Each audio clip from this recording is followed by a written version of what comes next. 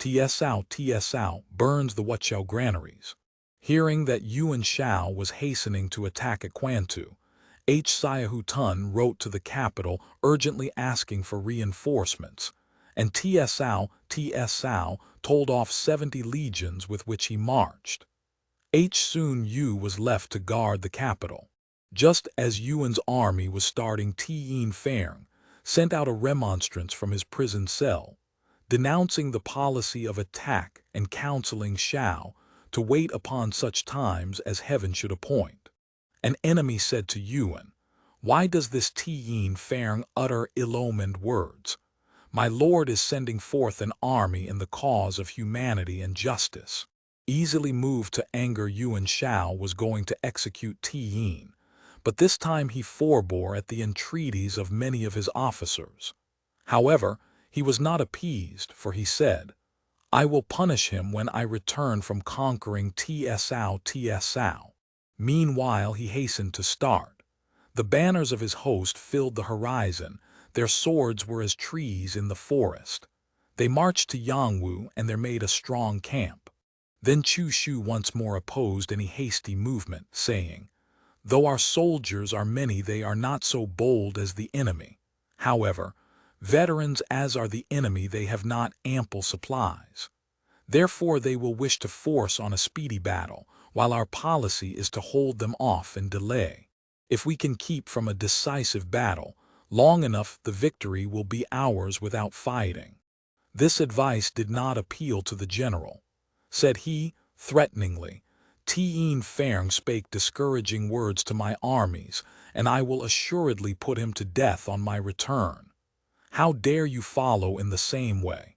He summoned the lictors and sent away the advisor in chains, saying, "When I have overcome TsʻAo, then will I deal with you and Tian Feng together." The huge army was camped in 4 divisions, one toward each point of the compass. The camps were 90 li in circuit.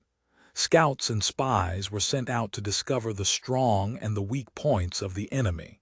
TsʻAo's army arrived and were smitten with fear when they heard of the strength of their enemy.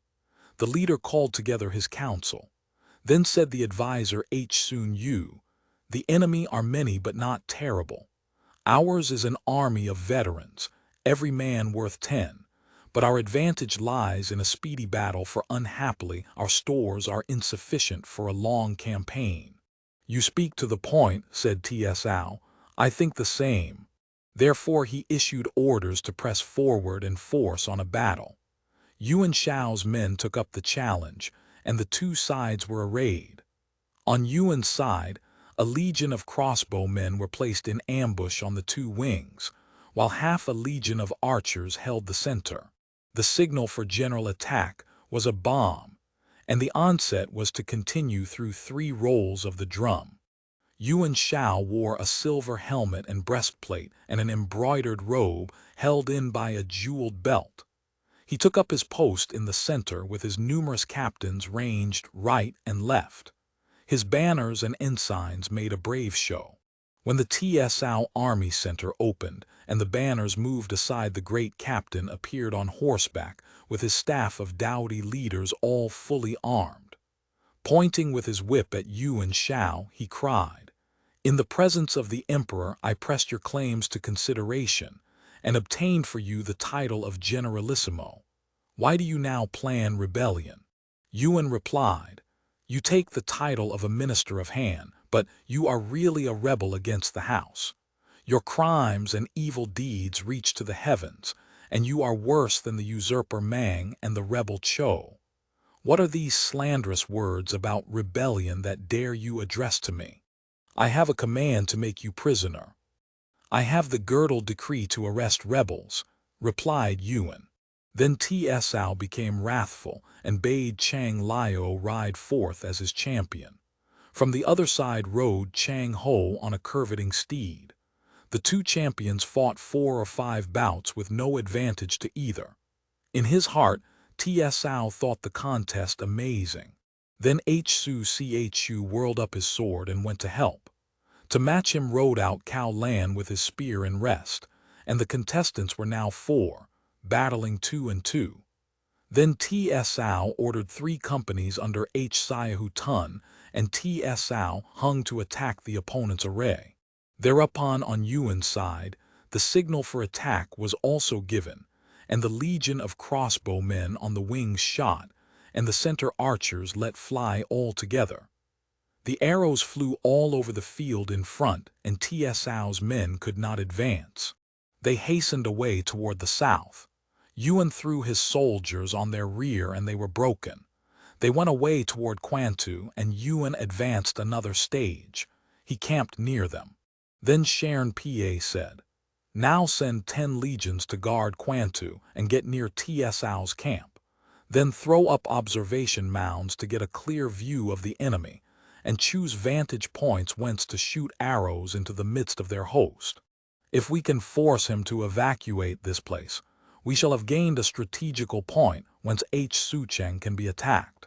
Yuan adopted this suggestion. From each of the camps they sought out the strongest veterans who dug with iron spades and carried earth to raise mounds near TsʻAo's camp. TsʻAo's men saw what their enemies were doing and were anxious to make a sortie and drive them off. But the archers and crossbowmen came out commanding the narrow throat through which it was necessary to attack, and stayed them. At the end of 10 days they had thrown up more than 100 mounds, and on the summit of each was a lofty tower, whence the archers could command their opponent's camp. TsʻAo's men were greatly frightened and held up their bucklers to keep off the various missiles. From the mounds the arrows flew down, pang, pang, like a fierce rain. The men of the Yuan army laughed and jeered when they saw their enemies crouching under their shields and crawling on the ground to avoid their missiles. TsʻAo saw that his soldiers were getting out of hand under this attack, so he called a council. Liu Ye spoke up, saying, "Let us make ballistae and so destroy them." TsʻAo at once had models brought and set cunning workmen to make these machines. They soon constructed some hundreds and placed them along the walls of the camp inside, just opposite the high ladders on the enemy's mounds. Then they watched for the archers to ascend the towers. As soon as they began to shoot, all the ballistae began to heave their stone balls into the skies, and they wrought great havoc. There was no shelter from them, and enormous numbers of the archers were killed.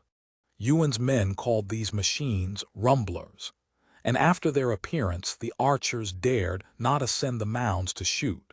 Then Shao, the strategist, thought out another plan. He set men to tunnel under the walls into the midst of TsʻAo's camp and called this corps the sappers. TsʻAo's men saw the enemy digging out pits behind the mounds and told the chief, who at once sought a counter plan from Liu Ye.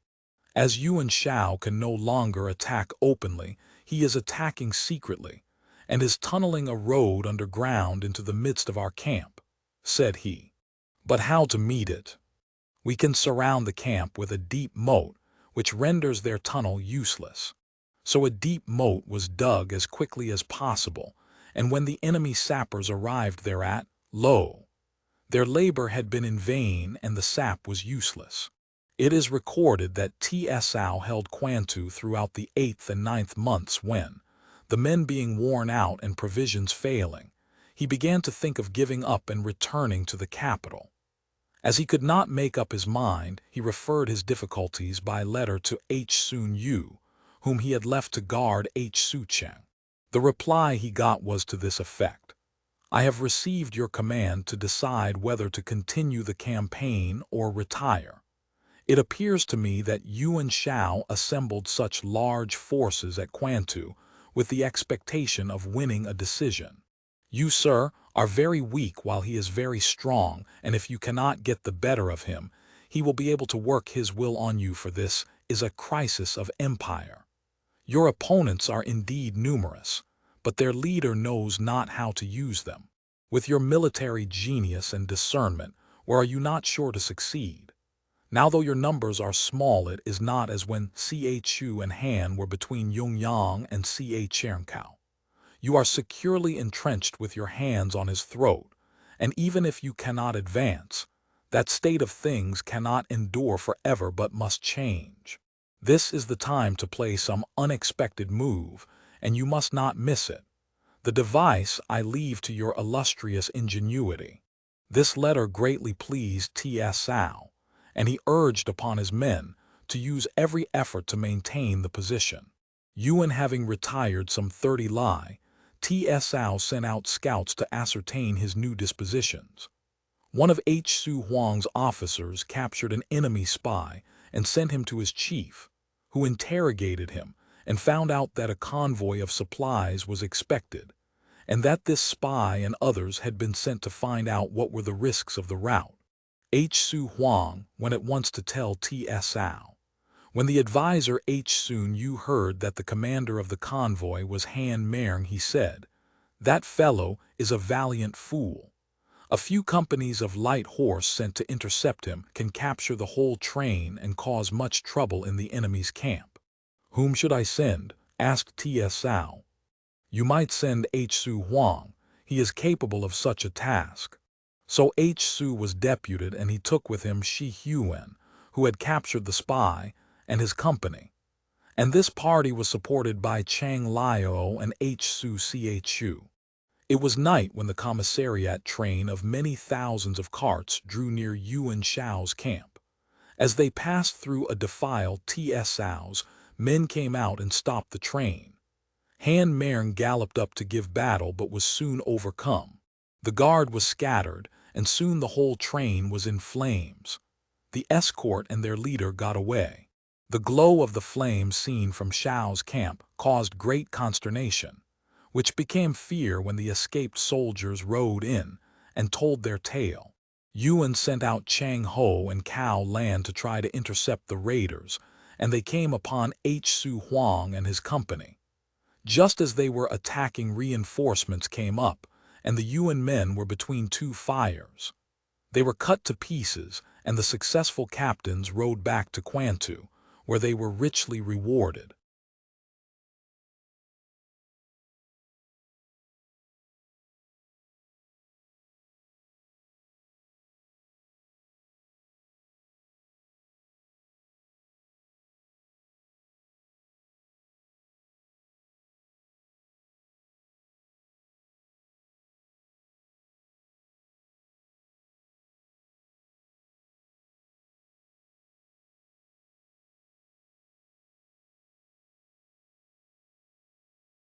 As an additional safeguard, TsʻAo made a supporting outpost in front of the main camp, to be the apex of a triangle of defense.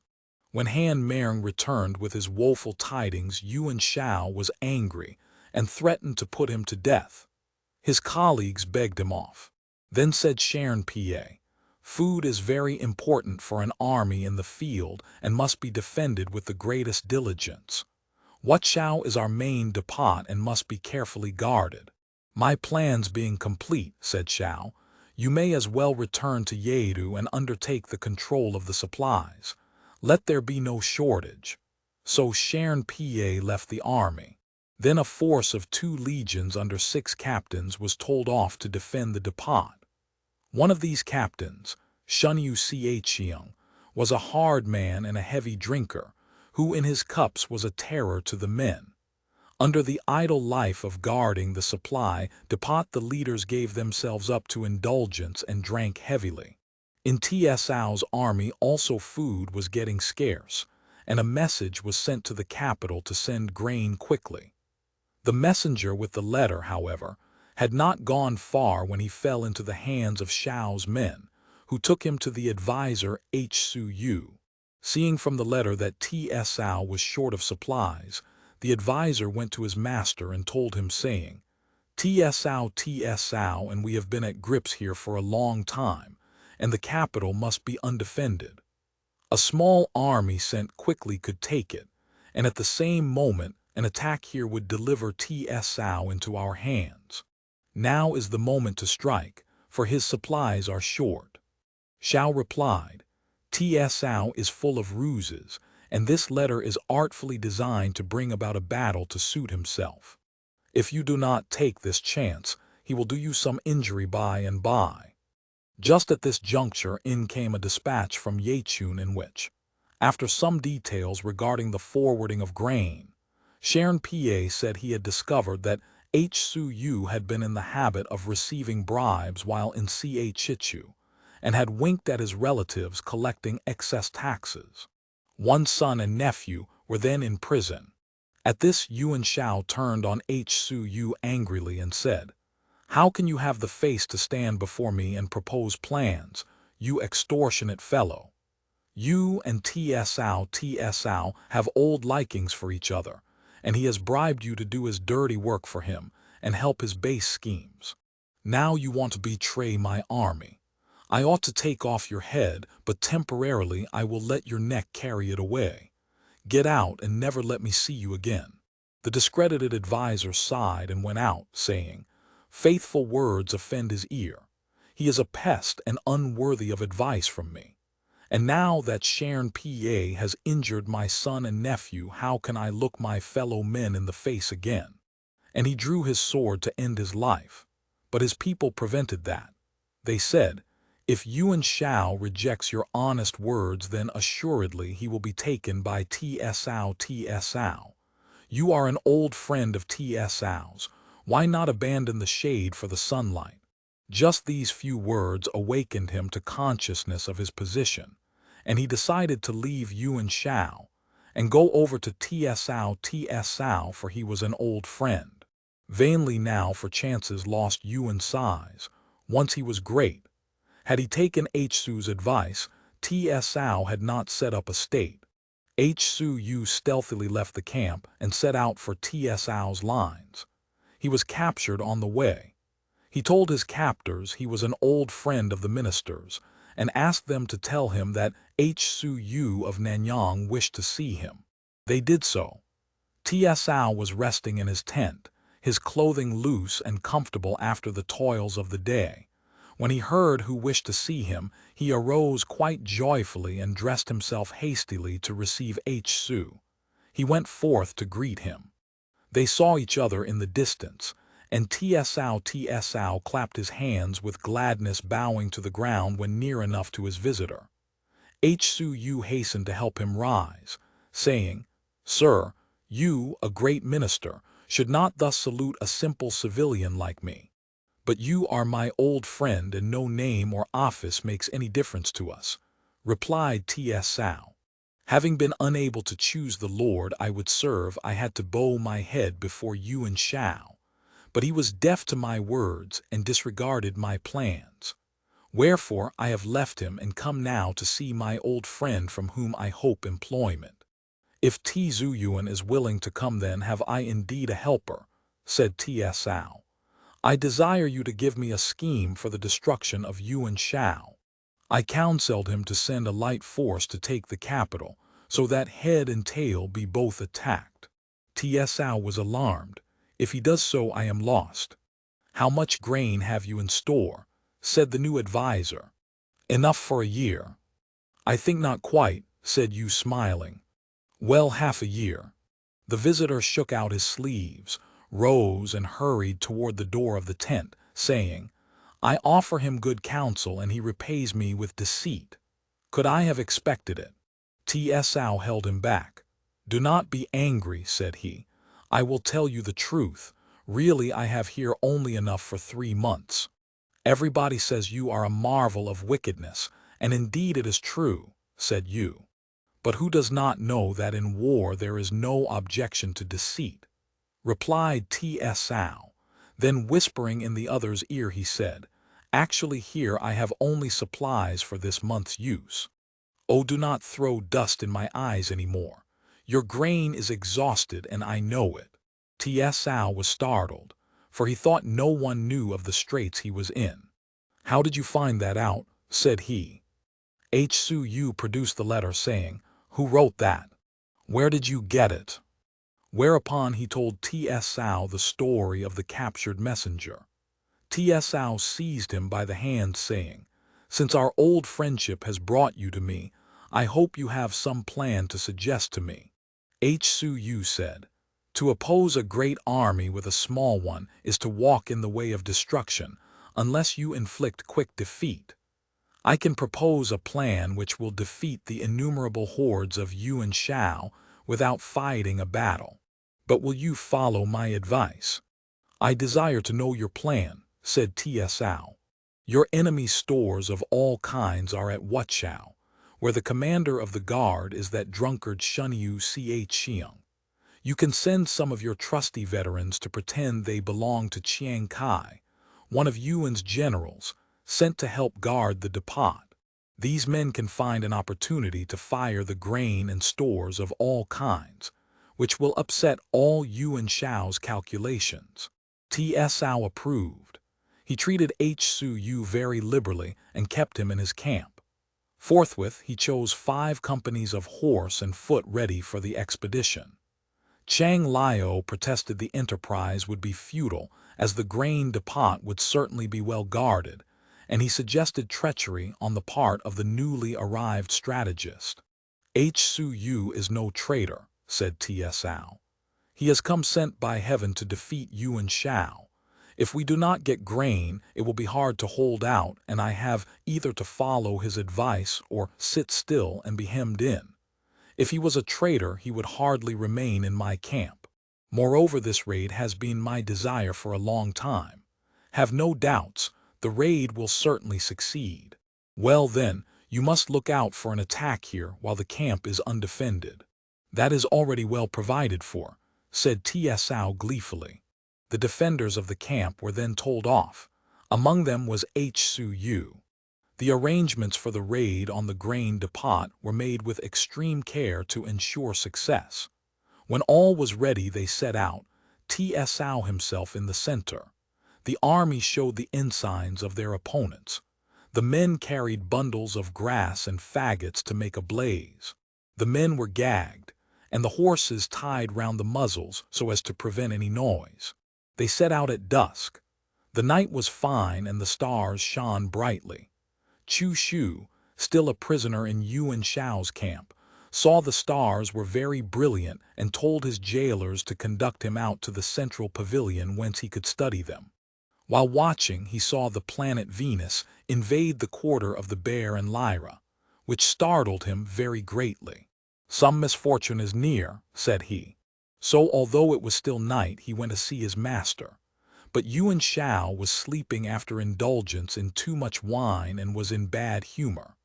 However, when they had roused him saying that the prisoner had a secret message to deliver, he got up. "While I happened to be studying the aspect of the heavens," said the night visitor, "I saw Venus, then between Hydra and Cancer, suddenly shoot into the neighborhood of the Bear and Lyra.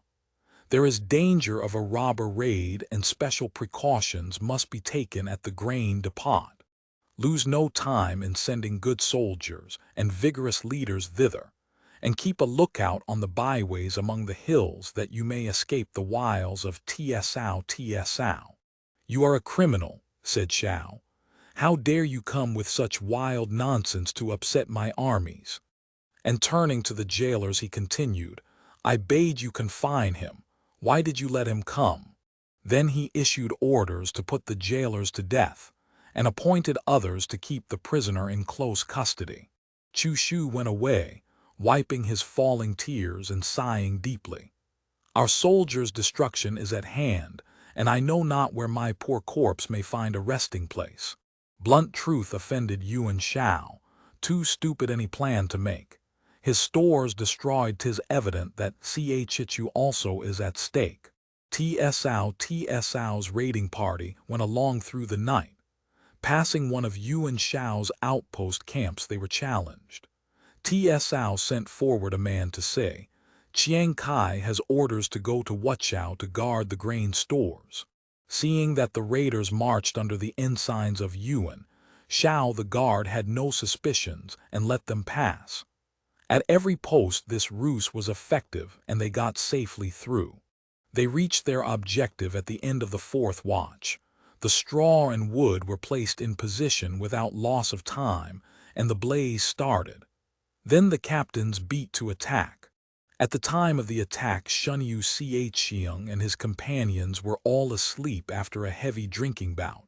However, when the alarm was given, They sprang up and asked what was the matter. The hubbub was indescribable. Very soon the fuddled officers were caught with hooks and hauled out of their camp. Mu Yuanshin and Ko Jui were just returning from taking grain to the camp, and seeing the flames arise, they hastened to assist. Some of TsʻAo's soldiers ran to tell him that some of the enemy were coming up in the rear, and asked him to send reinforcements, but he only replied by ordering the generals to press on to the front till the enemy was actually close at hand, and then face about. So the attack was pressed, and they all hastened forward. Very soon the fire gained strength, and thick smoke hung all around, filling the sky.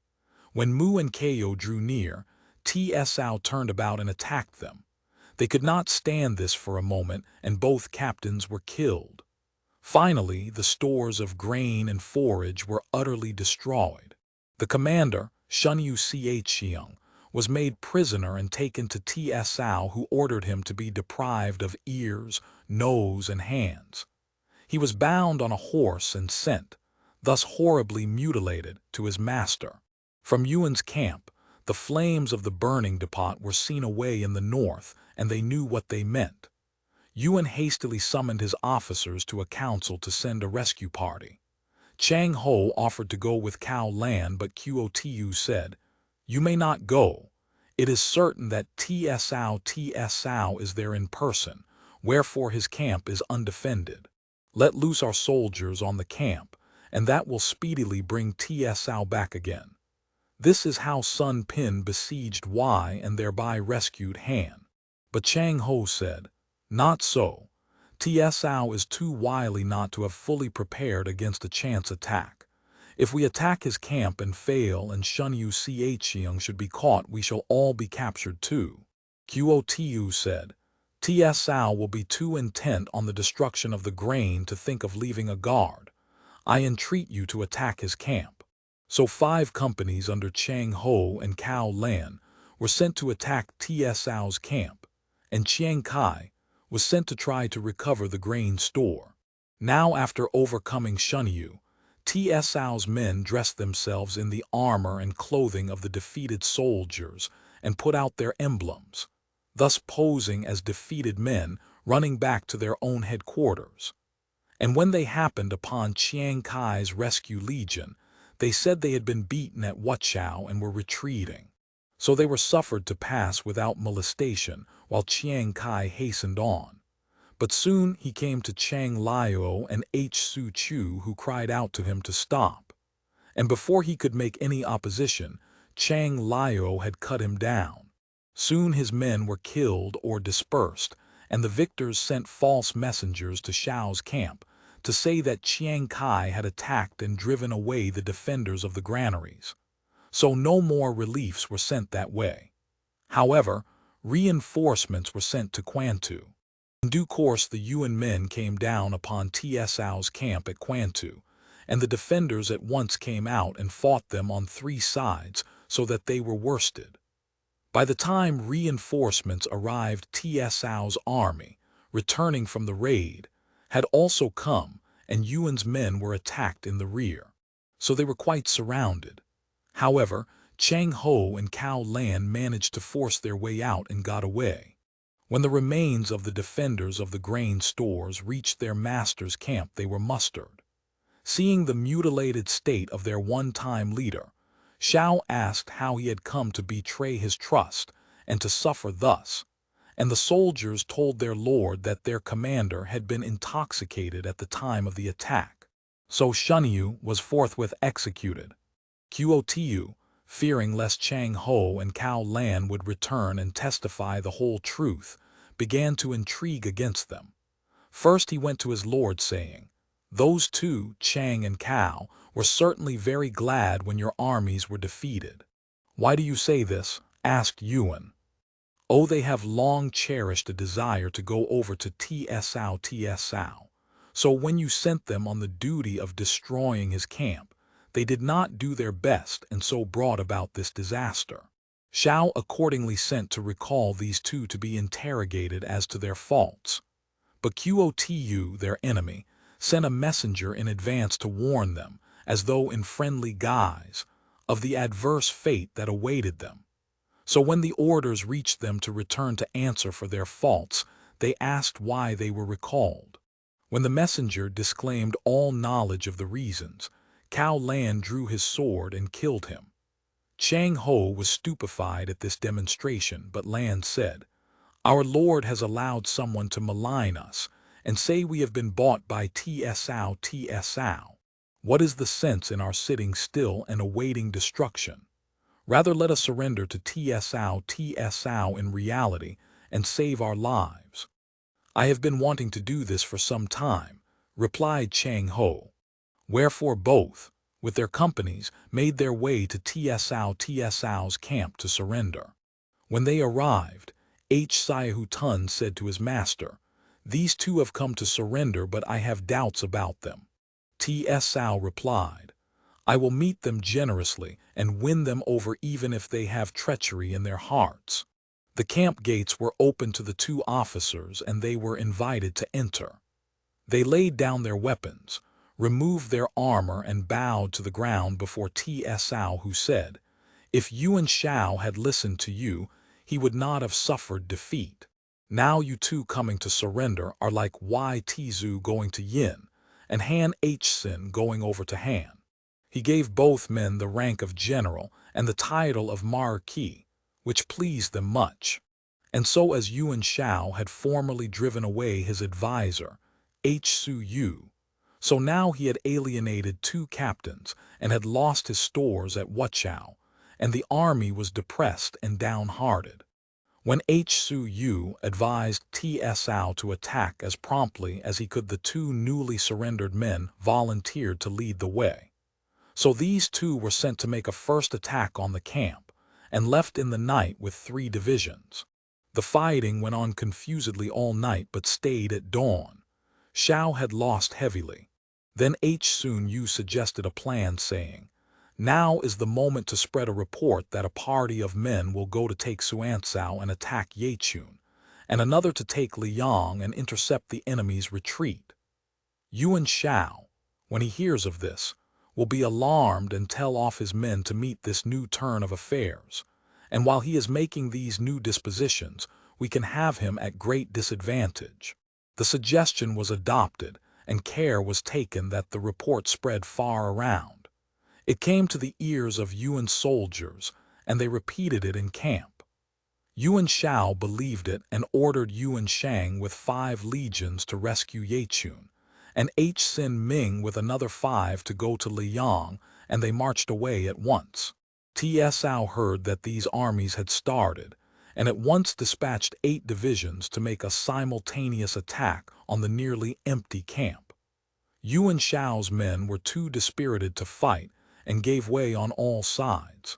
Yuan Shao, without waiting to don his armor, went forth in simple dress with an ordinary cap upon his head and mounted his steed. His son Shang followed him. 4 of the enemy captains with their men pressed in his rear, and Shao hastened across the river, abandoning all his documents and papers, baggage, treasure, and stores. Only 800 men followed him over the stream. TsʻAo's men followed hard but could not come up with him.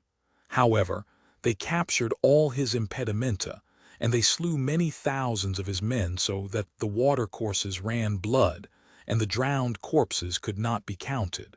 It was a most complete victory for TsʻAo, and he made over all the spoil to the army. Among the papers of Yuan Shao was found a bundle of letters showing secret correspondence between him and many persons in the capital and army. TsʻAo's personal staff suggested that the names of those concerned should be abstracted and the persons arrested, but their lord said, "Shao was so strong that even I could not be sure of safety, how much less other men."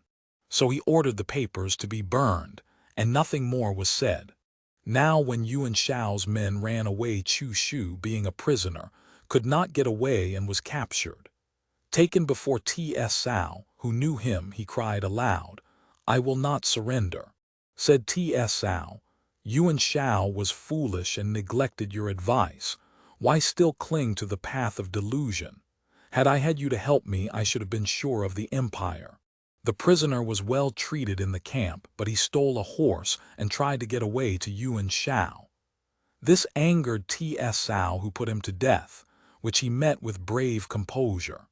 I have slain a faithful and righteous man, then said TsʻAo sadly, and the victim was honorably buried at Quantu.